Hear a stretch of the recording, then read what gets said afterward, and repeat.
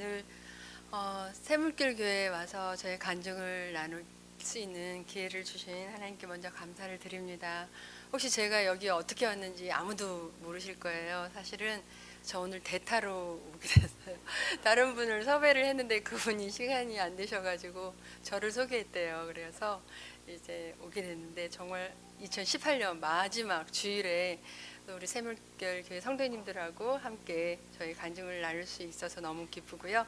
오늘 말씀 한 구절 같이 읽었었는데요. 이 말씀 시편 71편 20절은 제가 말씀 큐티를 하다가 참 이전에도 제가 선수 시절 때도 그렇고 또 선교지에 가서도 그렇고 하나님께서 제 삶을 어떻게 인도해 주셨는지를 생각을 하면서 묵상을 했을 때 제목을 나를 다시 이끌어 올리신 하나님이라는 제목을 적어보고 싶다라는 생각이 들었었어요.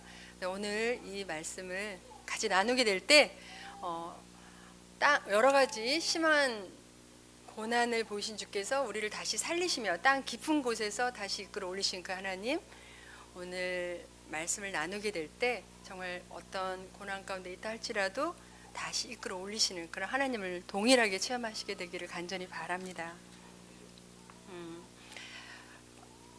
사실 제가 그 주일 예배에서는 시간이 많지가 않잖아요. 그리고 저는 이렇게 말 주변이 사실 많지 않아요. 그래가지고 이번에 그 정광 목사님이라는 평생 감사를 쓰신 분을 통해서 책을 이제 하나 낸 거예요. 그래서 충분히 이제 제 간증, 제 삶의 간증과 이러한 것들을 책을 통해서 또 베스트셀러인 이제 작가님이시고 하니까 이제 나타냈었는데 저의 이제 시간이 많지 않고 그래서 또 조금 시간이 지나가더라도 이해해 주시길 바라면서 말씀을 나누겠습니다.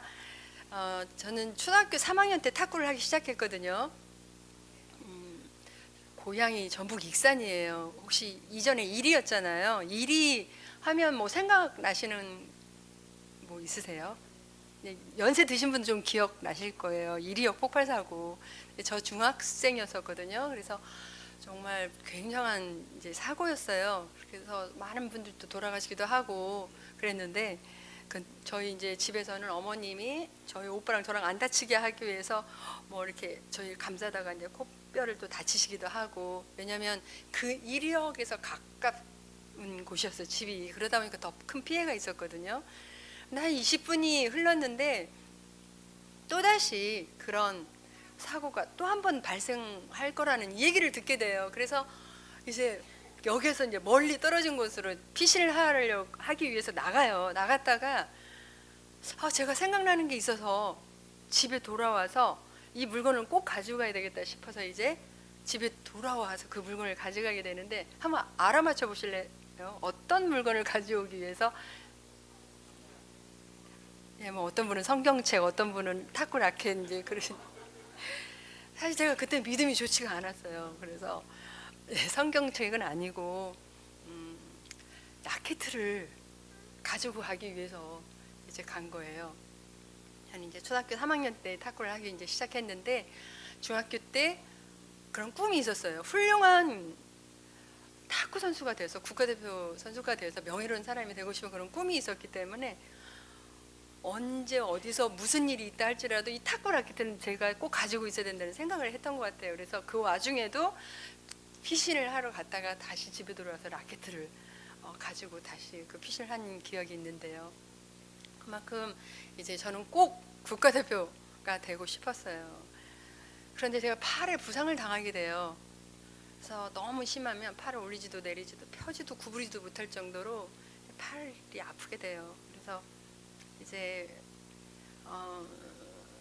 그때는 제가 예수님을 잘 믿지 않았는데 저희 선생님이, 코치하는 선생님, 그분은 교회도 안 다니시는 분인데 저를 한번, 이제 제가 참 이렇게 승부분성이 강하고 막 동료에게 지거나 탁구가 안 되거나 하면 화풀이를 그 라켓에다 막 하니라고 이렇게 좀 흠집이 되게 많이 나 있었거든요. 근데 저희 선생님이 그런 저의 성격을 보시더니 본인은 교회도 안 나가시는데 저보고 한번 교회를 나가보라는 거예요. 그때는 제가 몰랐어요, 왜 그러는지. 나중에 알고 보니까 제가 저렇게 성격도 급하고 그냥 마음의 컨트롤도 안 돼서 그냥 라켓도 저렇게 부시고 하는 저런 모습을 보면서 아마 교회를 나가면 좀 마음의 수양이 되어서 좀 침착한 그런 선수가 되지 않을까라는 마음으로 교회를 나가라고 그랬대요. 그런데 제가 정말 이제 팔이 아프고 나서 방과 후가 되면 집에 가기 전에 교회를 먼저 들려서 이전에는 이렇게 마룻바닥이잖아요. 그런 거기에서 무릎을 꿇고 하나님 앞에 그렇게 기도를 드린 거예요. 하나님, 전 탁구 계속 하고 싶은데 팔 낫게 해주세요. 이렇게 기도를 드리곤 그리고 이제 집에 가곤 했었어요. 정형외과에 갔는데도 의사 선생님이 다른 방법이 없어요. 그냥 탁구를 안 하면 돼, 팔을 안 쓰면 돼, 이렇게 말씀을 하시는데 저는 국가대표의 꿈도 이루지 못한 채 탁구를 그만둔다는 건 저에게는 너무나 아쉬운 일이었던 거예요. 그래서 어떻게 하면 다시 이 팔을 나와서 탁구를 할 수 있겠는지 하니까 의사 선생님 하시는 말씀이 그럼 팔에다 진통제를 맞으라는 거예요. 근데 관절 이렇게 주사로서 대포라는 그런 주사가 있는데요. 지금도 그게 있는지 모르겠어요. 사람마다 효과가 다른데 그 주사를 맞았을 때 어떤 사람 낫기도 하고 어떤 사람 낫지 않기도 하고 뭐 조금 괜찮았다가 또 다시 아프기도 한대요. 근데 저는 한 11개월 정도 아프지 않아서 이제 그 사이에 훈련도 하고 시합도 나가곤 했었는데 다시 기간이 지나니까 다시 아픈 거예요. 그래서 또 아플 때마다 그 주사를 맞고 또 어느 정도 괜찮다가 또 아프면 또 맞고 이렇게 6년을 진통제 주사를 맞으면서 버텨 나갔어요. 83년이 됐는데요. 뭐 잠시 아까도 나왔지만 예상치도 않았고 기대치도 않았던 세계선수권대회 단식 준우승을 차지하게 돼요. 그러니까 이제 매스컴에서 막 이제 한국 유망주라고 막 부추겨주기도 하고 그랬는데 6년 동안 이렇게 진통주사만 맞다 보니까 약의 효과가 이제 없는 거예요. 아무리 좋은 병원을 가도 제 팔을 나을 수도 없었고 아무리 좋은 약을 먹어도 제 팔을 고칠 수가 없었어요. 그야말로 이제 시작해야 될 19살 막 유망주라고 부각을 시켜주는 그 나이에 저는 은퇴를 해야만 했던 거예요. 그때 저의 동료의 이제 어머님이 집사님이셨는데 어느 기도원에 가면 아픈 환자들에게 안수를 하면 낫는 일이 있다라는 게 제 귀에 솔깃했어요. 그 당시 차범근 선수 무릎 관절염이 있었는데 안수기도 받고 나았다는 그 말이 제가 귀에 솔깃해서 저는 기도원에 대한 인식이 별로 좋지도 않았는데 한번 이제 그 기도를 찾아가 보게 된 거예요. 안수만 하는 곳이 기도원인 줄 알고 찾아갔는데 정말 많은 사람들이 있었는데요. 목사님께서 말씀을 하고 계시는데 그 말씀의 요지가 저희들이 잘 아는 복음에 관한 것이었어요. 하나님, 그 전지전능하신 그 하나님께서 독생자 예수 그리스도를 이 땅에 보내셔서 우리의 죄를 위해서 십자가에 그 고통을 당하고 죽으시고 3일 만에 부활하신 그 예수 그리스도를 믿으면 영접하면 하나님을 아버지로 부를 수 있는 특권이 주어지고 오늘 당장 죽는다고 할지라도 천국에 갈 수 있는 그 영생의 선물을 값없이 주신다는 그 말씀이 저는 간혹 그 말씀을 교회를 다니면서 듣긴 했지만 그날 그 말씀을 들을 때 왜 그 전능하신 그 하나님이 그토록 나 같은 죄인을 사랑하셔서 예수님을 보내주셔서 그렇게 고통을 당하시고 십자가에 죽으시고 부활하게 하셔서 이렇게 구원을 얻게 하시고 하나님을 아버지라고 부를 수 있는 특권이 나에게 주어졌을까라고 생각하니까요. 얼마나 눈물이 나오던지 막 콧물을 흘리면서 나의 죄를 회개하고 그 예수 그리스도를 내 인생의 구세주로 영접하고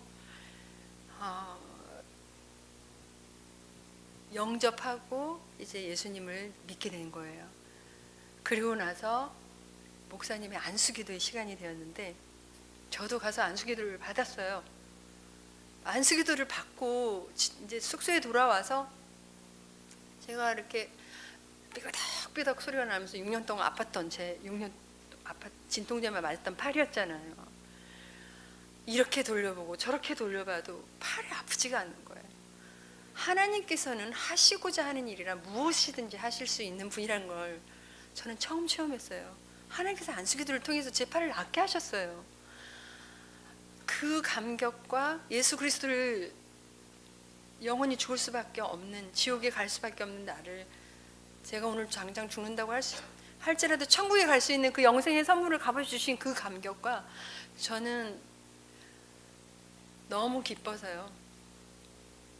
제 가치관이 바뀌었어요.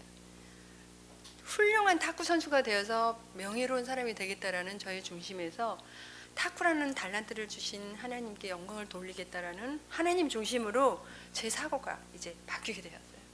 그래서 그 이후부터 하는 저의 탁구의 삶은 내 것이 아니고 하나님께 영광을 돌리겠다라는 마음으로 탁구를 하게 되었는데요. 고난이 거기서 멈추질 않았어요.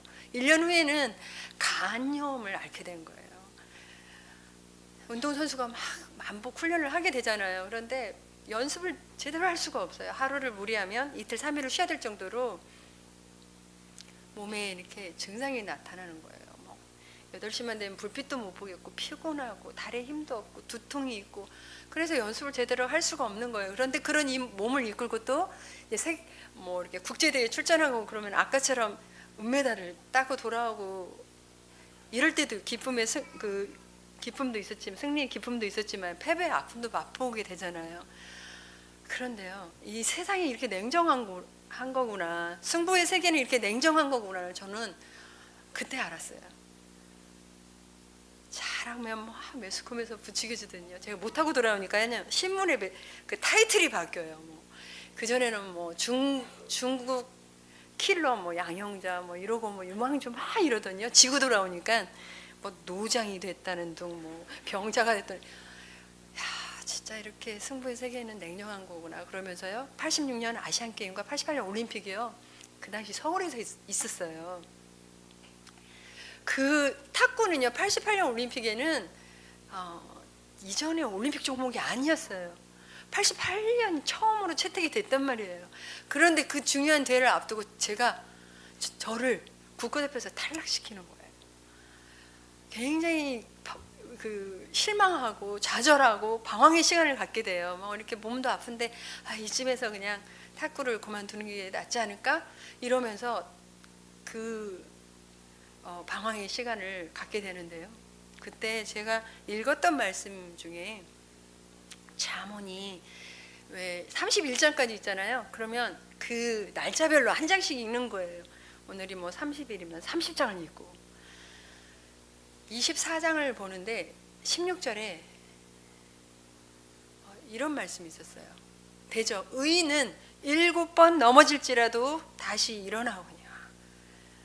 제가 이 말씀을 보면서 마치 하나님께서 여기서 주저앉지 말라라고 말씀하시는 것 같았어요. 그래서 이 말씀을 붙들고 그래 다시 해보자. 근데 국가대표 되기 위해서는요, 밑에서부터 1차, 2차, 3차 이렇게 올라와야 돼요. 선발전을 해야 돼요. 한 30명의 리그전을 해야 되는데요. 간염이 있었던 저로서, 체력이 약했던 저로서 그 시합을 다 한다는 것도 굉장히 이제 체력 소모가 되는 일이었고요. 그 당시 저는 세계대 2등을 했기 때문에 세계 랭킹에 2위에 있었던 저로서 중학교, 고등학교부터 다 하고 올라와야 된다는 게 저로서는 굉장히 자존심이 상하는 일이기도 했었어요. 그런데 그 대회를 다 마치고 3차부터 2차, 1차 다 이제 하고 다시 최강이 되어서 86년 아시안게임 때 국가대표를 하면서 현정화 선수와 함께 복식의 조를 이루게 돼요. 기억에 나실지 모르겠는데 86년 아시안게임과 또 88년 올림픽 중간에 87년도에 인도 뉴델리에서 세계선수권대회가 있었어요. 거기에서 다 하나님의 정말 은혜로 금메달을 따고 저는 은퇴를 하게 돼요. 많은 대회가 있었는데 참 잊지 못할 시합이 하나 있어요. 86년 아시안게임 때 중국을 이기고 남녀 모두가 다 금메달을 따요. 근데 너무나 제 몸이 무리가 되어서 간 수치가 이렇게 올라가 있어서 병원에 50일 입원을 하게 된 거예요. 그때 제가 병상에서 기도 드렸던 내용은 빨리 건강히 회복이 돼서 88년 올림픽 그것만 좀 참가하고 은퇴할 수 있었던 게 제 마음의 소원이었어요. 그래서 병상에서 그렇게 기도를 드렸는데 50일 입원하고 퇴원을 해서요. 보름 남겨놓고 훈련하고 올림픽 하기 전에 출전했던 대회가 그 세계선수권 대회였었어요. 탁구 연습도 많이 하지 못했고 태어난 지 얼마 되지 않았고 그래서 몸도 약했고 탁구는 자신감도 없고 너무 상황이 암담했어요. 네 종목을 다 해야 되는데 개인전, 혼합복식, 개인복식, 단체전 네 종목을 다 해야 되는데요. 하나님께 숙소에서 그렇게 기도를 드렸어요. 하나님 그대로 있는 그대로 기도를 드렸어요. 하나님 저는요 지금 태어난 지 얼마 되지 않아서 체력도 약하고 몸도 약하고요. 연습을 많이 하지 못해서 탁구도 너무 자신이 없고요. 저 하나님 할 수 없습니다. 하나님 저는 몸이 너무 약하면 하나님 저 도와주세요. 이렇게 기도를 드렸어요. 그랬는데요. 네 종목을 다 입상을 했는데요. 단체전에서 준우승, 혼합복식 3위, 개인 단식에서 준우승, 복식에서 금메달 이렇게 다 입상을 하게 되는데 그 중에서 한 대회가 제가 잊지 못할 시합인 거예요. 뭐냐면 개인 단식에서 준결승에 올라갔어요. 상대방은 중국의 강적 7번을 싸워도 제가 한 번도 이겨보지 못했던 그런 선수였어요. 그 선수가 지금 겨루고 있는데요. 2대2가 됐어요. 마지막 5번째 시합을 하는데요. 지금은 탁구 점수가 11점으로 바뀌었는데 그때는 21점이었어요. 그 선수 점수가 18점, 저는 11점. 그 선수는 3점만 이기면 결승에 오르게 되는 거예요. 저는 무려 10점을 따라야 되는데 누가 봐도 제가 다 진 시합이었어요. 저를 코치해주는 스님도 포기하고 있었고 시합을 하는 당사자인 저도 제가 뭐 이길 거라는 또 질 거라는 이런 생각도 하지 않았고 하나님께서 제 마음에 침착함을 주셔서 최선을 다해서 한 점 한 점 시합을 해 나갔는데요. 그 선수 18이라는 점수를 그대로 묶어놓고 10점을 연속적으로 따면서 21대 18로 역전승을 거둔 적이 있었어요. 저는 그 대회 마치고 하나님께 이제 뭐 기자들이 인터뷰도 하고 하잖아요. 하나님 앞에 이런 고백을 드린 게 있었어요. 고린도전서 1장 27절에 이런 말씀이 있어요. 하나님께서 세상에 미련한 것들을 택하사 지혜 있는 자들을 부끄럽게 하려 하시고 세상에 약한 것들을 택하사 강한 것들을 부끄럽게 하려 하시며 이 말씀이 왜 저의 고백이 되었냐면요. 좀 전에 말씀드린 것처럼 하나님 저는 할 수 없습니다라고 고백하는 저를 들어서 하게 하셨고요. 하나님 저는 약합니다. 도와주세요라고 고백하는 약한 저를 들어서 저를 강하게 하셨기 때문에 이 말씀이 저의 고백이 될 수가 있었어요. 우리가 살면서 정말 한계에 부딪힐 때가 그런 날도 너무 많이 있고 너무나 부족하고 연약하고 이럴 때 너무 많이 있잖아요. 정말 어떤 때는 나의 지혜로도 안 되고 모략으로도 안 되고 힘으로도 안 되고 능으로도 안 되고 정말 사방이 꽉꽉 다 막혀 있는 것 같은 그런 상황들이 얼마나 많아요. 그런데 그 순간순간을 다 솔직하게 하나님 앞에 다 말할 때 고백할 때요. 하나님께서 있는 그대로의 그 모습을 받아주시고 하나님께서 기도를 들어주시는 거라는 것을 저는 체험했어요. 제가 약할 때 강함 되어주셨던 나의 그 하나님께서요. 오늘 이 자리에 계시는 우리 성도님들의 하나님이 되어주시길 간절히 바랍니다. 제가 올림픽 마치고 나서 어느 연합뉴스 기자가 저에게 와서 금메달을 딴 소감이 어떠냐라고 이렇게 저한테 물었는데 제가 아무 말도 안 하고요. 종이에 쪽지 있어서 시편 37편 4절을 적어가지고 드렸어요. 거기에 뭐라고 써 있냐면요. 또 여호와를 기뻐하라. 그리하면 또 여호와를 기뻐하라. 저가 내 마음의 소원을 이루어 주시리라. 이 종이를 써서 이렇게 드렸더니 얼마나 황당하셨거든요. 그죠?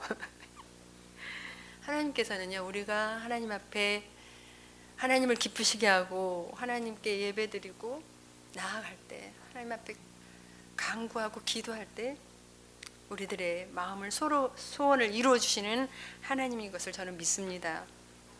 제가 은퇴를 하고 나서요, 88년 올림픽 끝나고 이제 은퇴를 했거든요. 은퇴를 하고 나서 많은 분들이 저에게 지도자의 길을 가야 된다라고 말씀을 하셨어요. 근데 정말 제 이제 1막의 선수 시절이 마치고 나서 제 2의 인생이 참 중요했던 것 같아요. 근데 제가 제 2의 인생을 시작할 때쯤 참 하나님 앞에 깊이 기도를 드리지 못했어요. 그래서 많은 분들이 지도자 후배 양성의 길을 가라고 이제 말씀을 하셔서 그럼 지도자의 길을 가야 되나 보다라는 생각으로 이제 그 길을 걷게 돼요. 그 당시에 저는 삼성 제일모직 소속에 있었는데 그 제일모직이 지금은 탁구단이 삼성생명으로 이제 바뀌어져 있는데요. 이런 생각이 들었어요. 그러면 지도자의 길을 가기 위해서는 그냥 코치가 아니라 좀 더 멋있는 지도자가 되고 싶다라는 생각이 들었어요. 이론과 실기를 겸한 그런 멋있는 지도자가 되고 싶다라는 마음에 대학원에 들어가게 돼요. 그래서 체육학과에 대한 이론에 대한 공부를 하고 이제 제 소속팀이었던 지금 이제 삼성생명으로 바뀌었죠. 그 당시 제일모직인데 그곳에서 지도자의 생활을 이제 하기 시작했어요. 제가 은퇴를 하고 나니까요. 매 순간순간마다 하나님 붙들고 시합할 때마다 하나님께 그냥 매달리고 너무 체력이 약하고 이러한 애절함, 항상 간절함 이 마음으로 선수 시절을 마쳤는데 은퇴를 하고 나니까 이런 육체의 고난이 이렇게 선수들 비교도 안 되는 거잖아요. 그러다 보니 제 마음이 이 간절했던 이 마음이 어느새 간절해짐이 없어진 것을 제가 느꼈어요. 또 은퇴를 하니까 달라진 게 너무 많은데 평생 뭐 연금이 나오죠. 뭐 포상금으로 아파트를 받기도 하죠. 대통령 최고 훈장도 받기도 하죠. 이제 이 지도자 생활을 하면 이제 트레이너에서 코치가 되고 감독이 되고 승진이 되고 내 앞날이 탄탄대로일 것 같다. 아무런 부족함이 내 앞날이 다 보장이 돼 있어서 아무런 부족함이 없이 이제 살면 되겠구나 이런 생각이 들었어요. 그리고 많은 분들도 그러한 저를 보면서 부러워했고요. 그래서 행복하게만 살면 될 거라고 생각을 했는데 근데 그렇게 생활하고 있는 제 자신이 행복하지가 않아요. 아무런 부족함이 없는데 기쁨이 없어요. 행복해야 되잖아요, 이제는. 그런데 이런 생각이 들어요. 왜 내가 지금 지도자의 생활을 하고 있는 의미가 뭐지? 목적은 뭐지? 내 영혼이 메말라져 가고 있고 공고해져 가고 있고 제 영혼이 기쁘지도 않고 많은 분들은 제가 크리스찬이라는 걸 알고 교회에서 간증의 요청도 오지만 저는요 뭐 야간에 가서 공부하고 지도자 생활해야 되고 그 간증을 요청에 수락을 하지 못하는 거예요. 어느새요 제 삶의 최우 우선순위가 하나님이 아닌 이론과 실기를 겸한 멋진 그런 지도자가 제 삶의 우선순위가 되어 있었던 것을 나중에 알게 돼요. 그때 한참 그렇게 제 영혼이 공고해져 가고 메말라져 가고 아무런 기쁨이 없고 이러한 상태에서 저희 어머님이 이렇게 간암으로 병상에서 이제 투병상을 하시게 돼요. 그래서 아무것도 하지 못한 제 어머니를 이제 간호해 드리게 되었는데 어머님이 한 달 만에 투병 생활을 하시다가 먼저 천국에 가시게 돼요. 근데 뭐 어머님에 대한 그런 그 마음들은 다 마찬가지시겠지만 저는 저에게 있어서 어머님이 없는 세상을 저는 한 번도 생각을 해보지를 못했어요. 어머님은 제가 어려서부터 뭐든지 할 수 있도록, 제가 어려서 피아노를 친 피아노도 화실에 가서 그림을 그리고 있으면 뭐 그림을 그릴 수 있도록 탁구를 해서 필요한 도구가 뭐든지 지원해 줄 수 있는 그러한, 경제적으로도 지원해 줄 수 있는 그런 어머님이셨고요. 눈이 오나 비가 오나 새벽 예배를 다니시면서 저를 위해서 그렇게 기도해 주셨던 그런 기둥과 같은 어머님이셨어요. 근데 그 어머님이 한 달 만에 이제 먼저 천국에 가셨는데요. 전 너무나 이제 아주 깊은 수렁에 빠져 깊은 바닥에서 제가 머물고 있다는 걸 알았는데, 그게 우울증이라는 것을 나중에 알게 돼요. 학교도 공부하러 학교도 못 가겠고요. 체육관에 가서 선수들도 지도도 못 하겠고요. 무기력증이라는 게 뭔지를 저는 그때 처음 알았어요. 아무것도 할 수가 없는 거예요. 사람도 만나기도 싫었고요. 아침에 해가 뜨는 게 싫어서요. 해가 져야만 밖에 나가요. 저를 케어해 주시는 집사님, 아주 친한 분들이 계셨는데, 제가 이렇게 집에만 그렇게 있으면 안 된다고, 그 당시에 강화도에 코스모스가 막 이쁘게 폈으니까 이제 그 드라이브를 시켜주겠다고. 그런데요, 누가 그 차에서 저를 본다고 전 막 옷을 뒤집어 쓰고 강화도까지 가기도 했었고요. 이상한 이제 증세를 보이기 시작하는 거예요. 때로는 환청이 들려서 그 환청에 따라 뭐 밖에 나가기도 할 때도 있었고요. 그걸 보다가 우리 집사님들이 이제 안 되겠다고 정신과 상담을 좀 받으러 가자고 그래서 이제 영동 세브란스에 원장님을 뵙고 상담을 하게 돼요. 심각한, 정말 회복하기 쉽지 않은 그러한 조울증 증세가 저에게 있다라는 거였어요. 근데 왜 이런 증세가 있는지 저는 그 당시도 잘 알지 못했어요. 나중에 이제 그 원장님과 지금도 이제 가끔 찾아뵙고 식사도 하면서 이제 여쭤보는데요.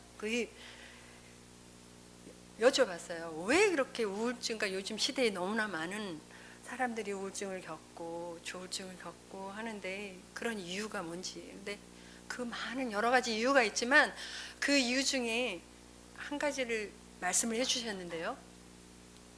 어렸을 때 어떤 그 마음에 상처가 있거나 그 아픔이나 어떤 그 분노, 이러한 미움, 이러한 것들이 자기 마음속에 이렇게 있으면요, 이게 내적 치유가 되지 않은 채 계속 쌓여놓고 있었을 때 그게 어느 날 어느 순간에 드러나질 수 있다라는 그런 말씀을 하셨어요. 생각해 보니까 저는 어렸을 때부터 저희 가정이 우리 가정이 참 행복하다라고 생각해 본 적이 저는 없어요. 항상 아버지가 너무 엄하셔가지고 저는 아버지를 아빠라고 불러본 적도 없고요. 아버지를 안마를 이렇게 해드려 본 적도 없었어요. 항상 어머님과 아버님이 다투시는 모습을 보면서 속이 상해서 울면서 학교를 가야만 했고요. 오빠 셋 중에 그 둘째 오빠가 너무 속을 썩이는, 정말 너무너무 부모님의 속을 썩여서 너무 힘든 그런 오빠가 있었는데, 사실 지금은 너무너무 예수님을 잘 믿고 전도도 하고 뭐 앞에서 찬양 인도도 하고 하는 오빠가 됐는데요. 그때는 그 오빠가 너무 미웠어요. 어디 가서 그냥 사라져 버렸으면 좋겠다는 마음을 가질 정도로 그렇게 미워하는 오빠가 있었어요.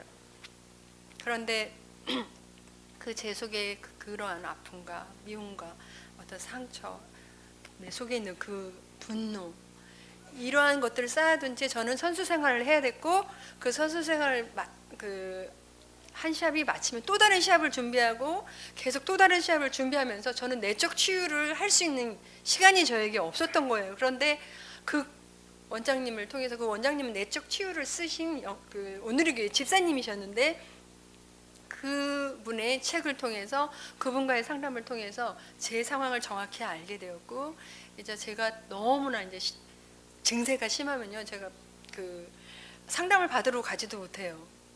그러면 우리 집사님들과 함께 저희 집에 와주시기도 하는 그렇게 헌신적인 원장님이셨어요. 때로는 유람선을 타고, 그분이 이제 장애자이셨는데 장애자인 그 예배도 데리고 가기도 하고, 또 유람선을 타고 상담을 해주시고, 아마도 저 자매가 회복이 된다면 하나님 앞에 선교에 헌신할 수 있는 그런 생각이 들으셨대요. 그런 마음으로 그렇게 저를 상담을 해주셨대요. 제가 좀 이게 안 믿어지실까봐 그 당시에 난 신문을 제가 하나 가져왔거든요. 중앙일보에 90년도에 나왔었는데, 방황의 운둔생활하는 양형자 해가지고 이제 그것도 12월 25일자에 난 적이 있었어요. 이게요, 한 달, 두 달도 아니고요, 거의 2년을 이렇게 운둔생활, 밖에 나가지 않고 세상에 드러내지 않고 이렇게 살은 적이 있었어요. 그랬는데 하나님께서 어떤 분을 저에게 보내주셨는데, 어떤 분을 보내주셨냐면요, 아침에 말씀 큐티, 성경 말씀 묵상 훈련 시켜주시는 분을 저에게 보내주셨어요. 제가 그분과 큐티를 하면서 말씀을 묵상을 배우면서요, 제 상황, 말씀을 통해서 제 상황을 알게 됐어요. 시편 107편 10절에서 11절에 보면 이런 말씀이 있어요. 사람이 흑암과 사망의 그늘 아래 앉으며 공고와 쇠사슬에 매임은 하나님의 말씀을 거역하고 지존자의 뜻을 멸시함이라 라는 이 말씀을 보면서요, 내가 왜 흑암과 사망의 그늘 아래 앉아 있는 것 같고 공고와 쇠사슬에 매임과 같은 삶을 살고 있는지 저는 이 말씀을 통해서 깨달았어요. 그거는 제 삶의 최우선순위가 하나님이 아닌 또 다른 세상의 명예욕이, 내 야망이 최우선순위가 되었기 때문이다라는 것을 알게 되었어요. 하나님의 말씀을 거역하고 지존자의 뜻을 멸시함이라. 겉으로는 아무런 부족함이 없어 보이고 행복해 보일지라도요, 하나님과의 나와의 관계가 친밀하지 못하고 관계가 멀어져 있으면은 흑암과 사망의 그늘 아래 앉아 있는 것만 같고요, 공고와 쇠사슬의 매임과 같은 삶을 살 수밖에 없는 거라는 걸 저는 철저하게 깨달았어요. 계속해서 저는 큐티 말씀을 통해서 저 자신을 알아가게 되는데요, 마태복음 25장 42절, 제가 오늘 여기 적어오지는 않았는데요, 거기에 어떤 말씀이 있냐면요, 예수님께서 하시는 말씀이세요. 내가 줄일 때에 너희가 먹을 것을 주지 아니하였고, 목말랐을 때에 마시게 하지 아니하였고, 나그네 되었을 때에 영접하지 아니하였고, 헐벗었을 때에 옷을 입히지 아니하였고, 병들었을 때와 옥에 갇혔을 때에 돌보지 아니하였느니라는 말씀을 하시니까 옆에 있는 사람들이 물어요. 예수님, 언제 우리가 예수님을 돌보지 아니했습니까? 라고 물을 때 예수님께서 뭐라고 말씀하시는지 기억나시죠? 지극히 작은 자 하나에게 하지 아니한 것은 곧 내게 한 것이다 라는 말씀을 하시잖아요. 저는 이 말씀을 보면서요, 큰 충격을 받게 돼요. 제가 어렸을 때부터 교회를 다니고 하나님의 은혜를 그렇게 받았다고 한 제가요, 생각해 보니까 예수님께 해드린 일이 하나도 없더라고요. 지극히 작은 자 하나에게 해드린 일이 없었더라고요. 지극히 작은 자에게 냉수 한 그릇을 떠다 둔 일이 없었더라고요. 저는 국가대표가 되어서 8년 동안 가슴에 태극마크를 달고 여러 좋은 나라를 다니면서 좋은 대접만 받아보면서 주전 멤버가 되어서 시합을 하고 있는데요, 뒷전에는요, 주전 멤버가 되지 못해서 앉아있는 후보 선수들의 아픈 마음조차도 헤아리지 못했던 선배였고요, 내 주위에 누가 가난한 영혼이 어디 있는지, 지친 영혼이 어디 있는지도 관심도 없는 채 저는 오직 금메달을 향해서만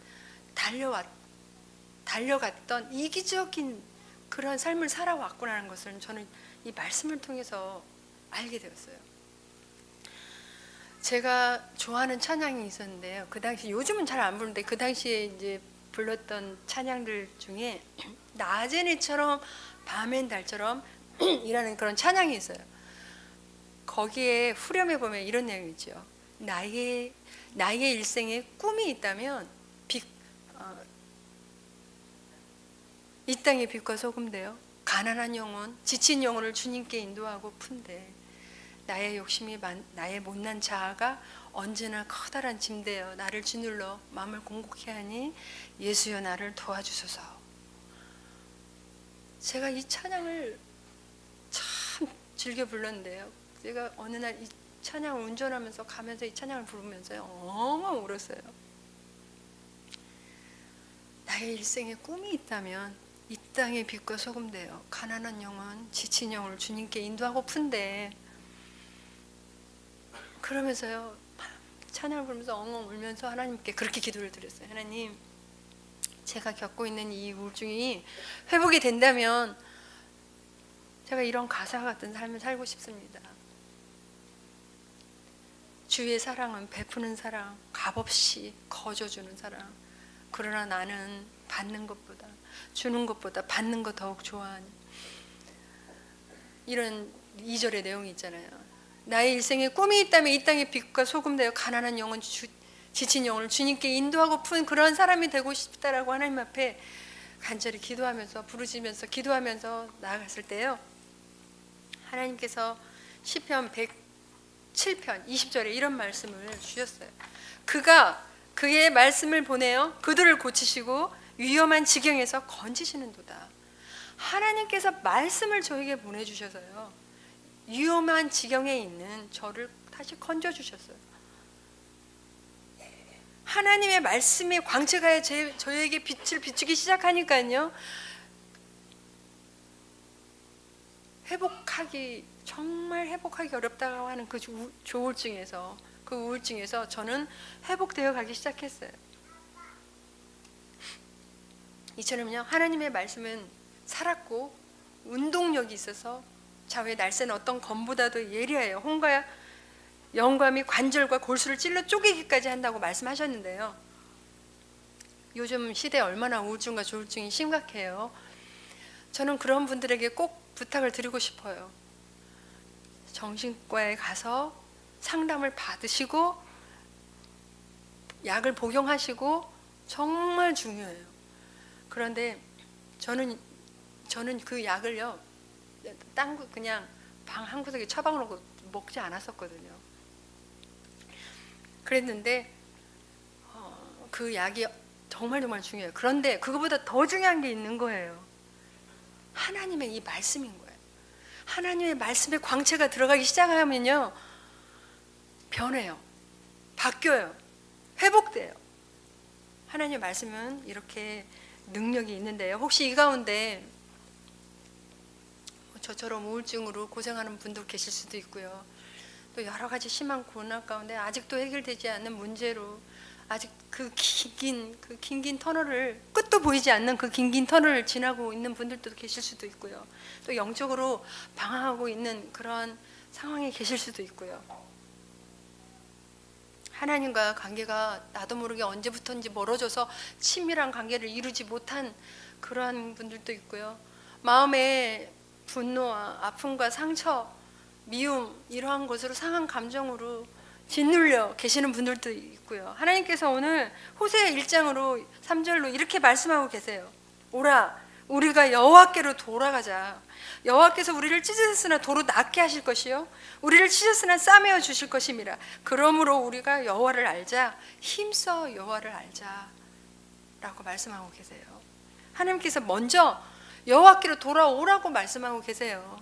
이거는 지금 우리가 예수 그리스도를 영접하지 않았기 때문에, 예수 그리스도를 인격적으로 만나지 않았기 때문에 여호와께로 돌아오라는 말씀이 아니에요.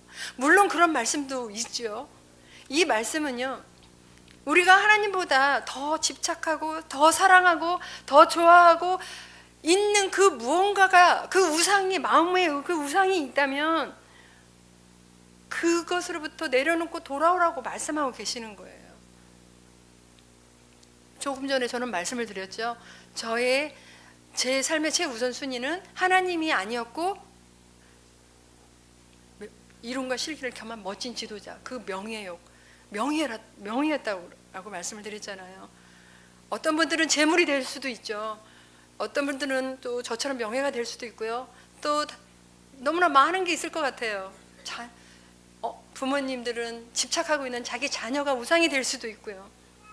또 청소년들이나 청년들은 무슨 인터넷 사이트니 뭐 이런데 게임이니 중독이 되어서 하나님보다 더 좋아하고 사랑하는 그것이 있다면 하나님께서 다 좀 내려놓고 하나님께 돌아오라고 말씀하고 계십니다. 그러할 때 하나님께서는요, 우리를 찢으셨으나 도로 낫게 하실 것이라고 하셨고요, 우리를 찢었으나 싸매어 주실 것이라고 말씀하고 계시는 거예요.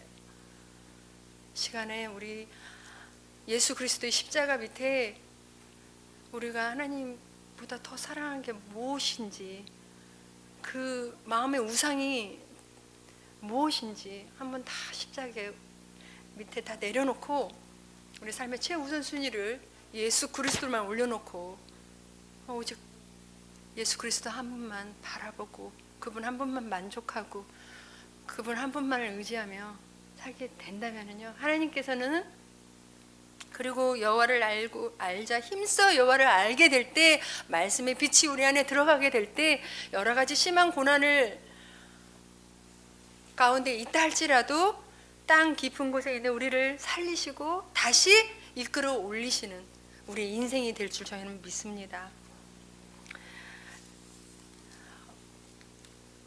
예배서 4장 7절에 보면 이런 말씀이 있어요. 하나님께서는 우리 각 사람에게 그리스도께서 나눠주시는 선물의 분량을 따라 은혜를 주셨습니다. 저는 이 말씀을 알지 못했을 때는요, 제가 잘나서, 저는 제가 내 동료들보다 뛰어나서 탁구를 잘하는 줄 알았어요. 그래서 성적을 내는 줄 알았어요. 그런데요, 이 말씀을 알고 나서부터는 각 사람에게 하나님께서 주신 달란트와 재능이 있는 거구나. 그게 하나님의 선물인 거구나. 정말 제가 지금은 지도자가 돼서 꿈나무들을 키우면서 알지만은요, 아무리 노력을 하고 정말 얘는 정말 얘보다 너무너무 노력을 하는데도 안 되는 선수가 있어요. 하나님께서 그 재능과 달란트가 따로 있는 거구나 하는 것을 제가 보게 되는데요, 저는 탁구라는 달란트를 하나님이 주셨다면, 제가 남편을 이제 만났을 땐 남편이 연합뉴스 국제부 기자였어요. 근데 뭐 취재하는 기자가 아니고 한국 뉴스를 영문으로 번역해서 해외로 보내는 일을 6년 동안 했던 번역 기자였어요. 왜 하나님께서 그 일을 6년 동안 시키셨는지 그때는 알지 못했어요.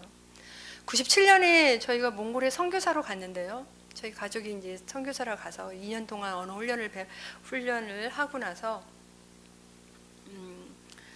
했던 사역이, 저는 탁구로서 이제 그 어린이들을 가르치면서 비자를 받으면서 이제 탁구로서 사역을 했고요. 저희 남편은 하나님께서 주신 일이 번역이었어요. 그렇기 때문에 몽골을 1년 동안 배울 즈음에서 그 몽골의 어린이들이 컬러로 된 동화책이 없다는 것을 이제 보게 되었어요.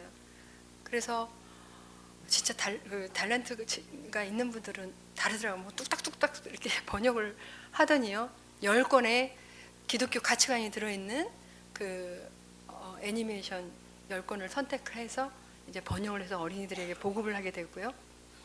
잠깐 가져온 그 사진들 좀 먼저 보여주실래요? 이건 동화책을 번역을 했고, 그 다음에요. 예.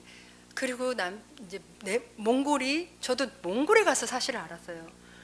몽골이 우리나라처럼 남북 분단 국가라는 것을 알게 되었는데요, 내몽골이 있고 외몽골이 있는 거예요.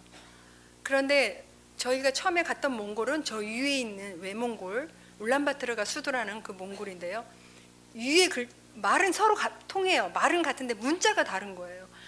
외몽골은 저 위에 러시아 문자, 키릴 문자로 성경 번역이 되어 있고요.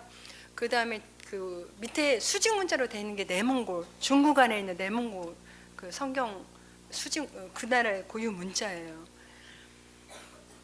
남편이 그곳에 가서 이제 성경 번역을 내몽고어로 하게 된 거예요. 이렇게 사람마다 하나님께서 주신 달란트를 통해서 하나님께서 일하고 계신다는 것을 알게 됐는데, 제가 단기 선교 팀들을 받아보면서 너무너무 놀라운 다양한 재능과 달란트가 있다는 것을 보게 됐어요. 뭐 그곳에 오셔서 무슨 의사분들이 오셔서 진료도 뭐 해주시기도 하고, 뭐 수지침뿐만이 아니라 여러 가지도 있고, 참 정말 권사님들 오셔가지고 김치만 담아줘도 그것도 선교가 되는지도 제가 처음 알게 되었고, 뭐 색종이를 가지고 각양각색으로 만들기를 해서 어린이들에게 주고, 뭐 풍선을 가지고도 저는 깜짝 놀랐어요. 이렇게 많은 달란트와 재능들이 있는 거구나라는 것을 이제 알게 됐는데요. 그곳에 가서 참 많은 이제 일들이 있었는데요. 오늘 이제 시간이 없지만 딱 한 가지만 말씀드리고 마무리하려고 합니다. 거기에서 사역을 하면서 참 자녀 교육 문제가 가장 큰 이제 이슈가 되었고 문제가 됐었어요. 선교사들이 선교를 하다가 한국에 돌아올 수밖에 없는 이유가 있다면 자녀 교육 문제가 가장 크다라는 얘기를 많이 하시더라고요. 그런데 우리 딸이 둘이 연년생이 있어요. 그 당시에 갈 때는 4살, 5살이었어요. 어떻게 하나님께서 우리 자녀들을 교육을 시켜주셨는지를 이제 꼭 말씀을 드리고 싶은데, 그때는 4살, 5살 때는 그다지 교육이 크게 필요하지 않을 때였기 때문에 몽골 유치원에 보내둬도 괜찮았어요. 초등학교가 될 때 저희는 몽골에 수도에서 이제 언어 공부를 마치고 시골에 가서 사역을 한 적이 있었어요. 잠깐 그 사진 좀 보여주실래요? 이게 셴샨드라는 울란바토르에서 10시간 기차를 타고 가는데요. 이제 고비 사막 같은 그런 곳이었어요. 인구가 1만 2천 정도 되는 그런 곳에 살았는데, 그 다음에요. 그곳에서는 뭐 정말 한국 사람도 없고, 무슨 뭐 한국 음식도 뭐 구할 수도 있는 것도 아니었고, 때로는 물도 나오지도 않고 전기도 없는 때도 있고, 물차가 와요. 물차가 오면은 바켓을 들고 가서 물을 길러다가 이제 사용을 하기도 하고, 뭐 핸드폰, 인터넷 이런 것들도 전혀 이제 그런 척박한 곳에서도 제 영성을 유지할 수 있었던 이유가 있었다면은 정말 하나님 말씀 훈련이 있었기 때문이었어요. 큐티 아침에 일어나서 하나님께서는 나에게 어떤 말씀을 주실까 기대하고 설레는 마음으로 말씀을 먼저 보게 되는 거죠. 어떤 때는 정말 이 말씀이 무슨 뜻이지 모를 때도 너무 많지만, 매일매일 그 큐티를 통해서 하나님께서 내 삶을 이끌어 가신 걸 볼 수가 있고요. 가족끼리 함께 예배를 드리고 남편과 함께 성경을 읽고 하는 이 모든 일을 통해서 척박한 그러한 곳에도 영성을 유지할 수 있었는데요. 그곳에서 이제 자녀들이 이제 교육이 필요한 거예요. 정말 뭐 단기팀으로 오더라도 10시간 기차를 타고 거기까지 오는 분들이 쉽지가 않았어요. 그런데 하루는 어떤 자매가 자원봉사를 해주겠다고 이제 자녀들을 가르치겠다고 온 거예요. 유치원에서 여러 해 동안 교사로서 일했던 분이었는데 와서 우리 아이들의 필요한 뭐 국어, 더 필요한 국어도 만들기도 저희가 사역을 하는 동안 아이들을 이제 담당해 주었어요. 어느 정도 끝나고 갔어요. 그런데 또 어느 자매가 오셨는데 한국에서 수학했던 강사였던 선생님이셨는데 오셔서 수학뿐만이 아니라 이제 초등학교 때 배워야 될 과목들을 가르쳐 주시게 됐어요. 큰애가 4학년이 되고 작은애가 3학년이 될 때쯤 이번에는 어디서 선생님이 와주셨냐면요. 저는 웩이라는 국제 선교 단체에 소속해 있어요. 그 본부가 영국에 있어요. 저희 기도 제목을 이제 국내에 후원교회도 보내지만 그 영국의 본부에도 보내는 거예요. 그때 저희 기도 제목을 본 영국인이 있었어요. 교사가 필요합니다라고 본 영국인이 있었는데, 이 영국인은 9년 동안 초등학교 교사만 했던 분이세요. 싱글분이 여자분이고, 그런데 저희 기도 제목을 보고 그 9년 동안 다녔던 학교에 사표를 내고 그 영국에서 가르친 교과서를 들고 저희 아이들을 가르쳐 주겠다고 몽골에 와주신 거예요. 별로 반응들이 지금 없으시는데 저는 그런 생각을 했거든요. 아무리 한국에 부자가 있다 할지라도 영국인을 가정교사로 둘 만한 사람이 과연 얼마나 있을까? 이건 정말 하나님의 은혜다. 이분이 한 달, 두 달도 아니고요.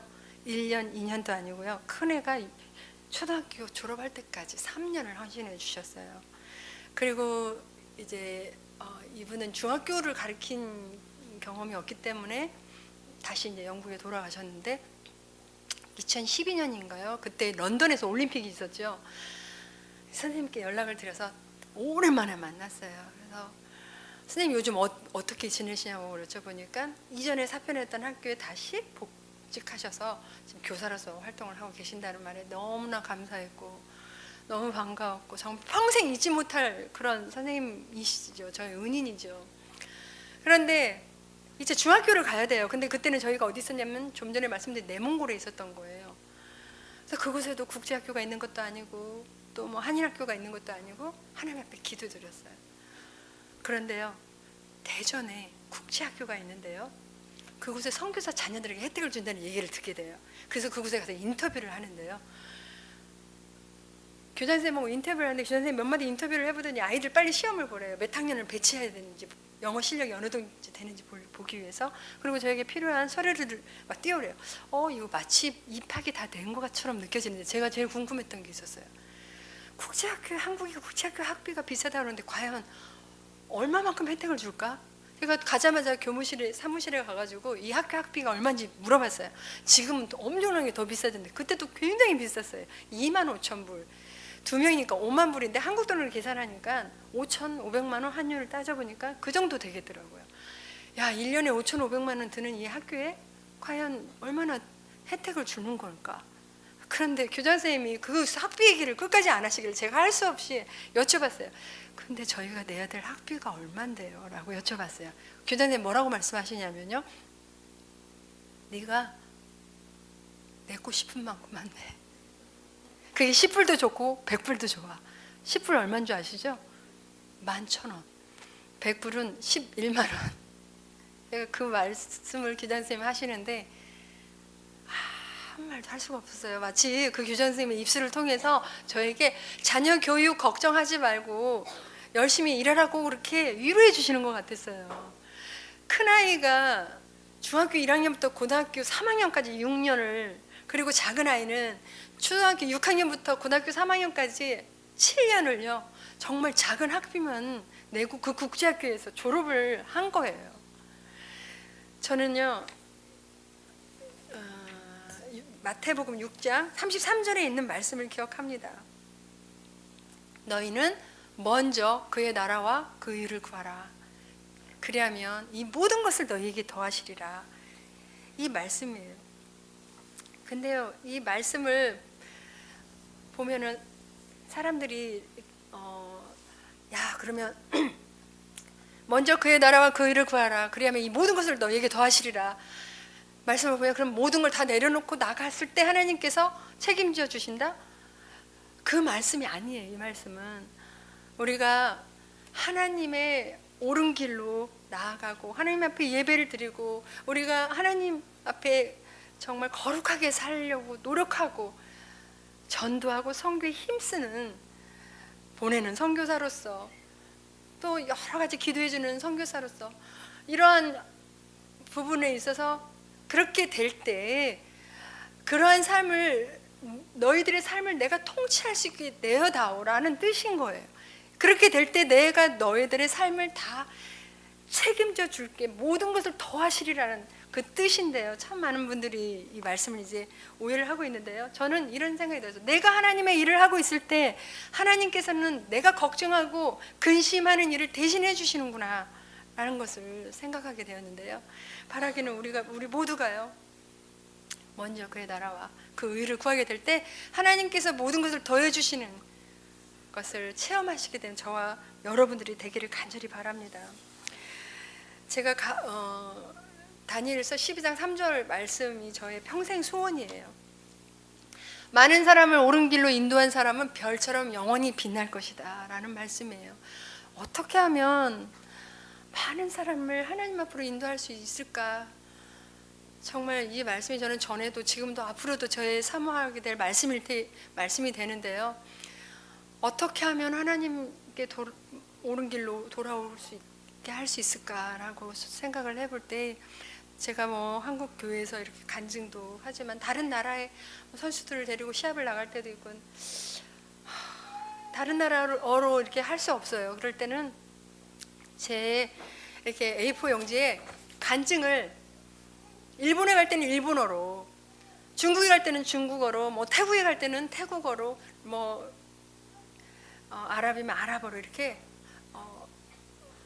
적어서 간증을 적어서 나가서 그 나라와 그 나라의 전도지와 함께 이렇게 나눠주기는 하고는 있고요. 또 꿈나무들의 아이들을 키우면서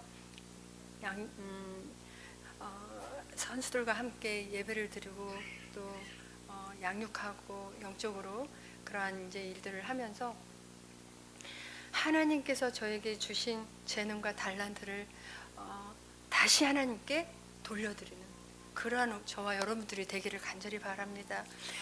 참 제가 좋아하는 찬양이 하나 있어요. 그 찬양의 가사에 보면은 그 땅끝에서라는 찬양인데 보면은 주께서 주신 동산에 땀 흘리며 씨를 뿌리며 내 모든 삶을 드리리 날 사랑하시는 내 주님께 비바람 앞을 가리고 내 육체는 쇠잔해도 내 모든 삶을 드리리 내 사모는 내 주님께 라는 이런 내용이 있는데요.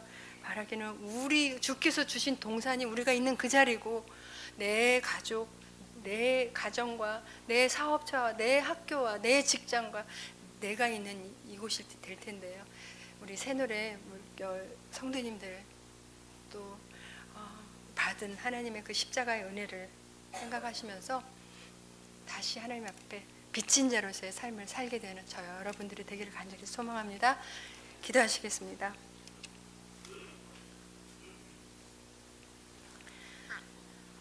고마우신 하나님 아버지, 하나님의 십자가의 은혜를 생각할 때마다 다시 한번 주님 앞에 감사와 찬양을 드립니다. 하나님 아버지, 하나님의 그 십자가의 은혜에 빚진 자로서의 삶을 보답하며 살아가고 싶은데 너무 연약해서 하나님 그렇게 살지 못할 때가 너무나 많은 것을 고백하며 하나님 앞에 용서를 구합니다. 하나님 우리 삶에 무엇보다도 하나님보다 더 사랑하고 하나님보다도 집착하는 마음의 우상들이 있습니다. 정말 다 주님 십자가에 내려놓고 밑에 내려놓고 우리 삶의 최우선 순위를 예수 그리스도로만 올려놓고 그 예수 그리스도 한 분만을 바라보며 만족하며 의지하며 살아가고 싶은데 하나님 아버지 그러한 삶을 살 수 있도록 은혜를 베풀어 주시옵소서. 하나님 그러하기 위해서 우리의 속에 있는 상한 감정들을 치료하여 주시옵소서. 내 마음의 아픈 상처와 또 아픔과 분노와 미움들이 있습니다. 하나님께서 말씀으로 찾아와 주셔서 만져주시고 찢겨진 마음들을 회복시켜 주셔서 깊은 곳에 있는 우리를 다시 살려주시고 다시 회복시켜 주시고 다시 땅 끝에서 이끌어 주실 그 하나님을 기대하오니 하나님 도와주시옵소서. 그리하여 우리의 삶이 남은 삶이 먼저 그의 나라와 그 의를 구하는 우리 모두가 될 수 있도록, 그래서 정말 하나님 앞에 간증하며 살아가는 우리 인생이 될 수 있도록 새물결 교회의 성도님 될 수 있도록 축복하여 주시옵소서. 이 모든 말씀을 예수 그리스도 이름으로 기도했습니다. 아멘.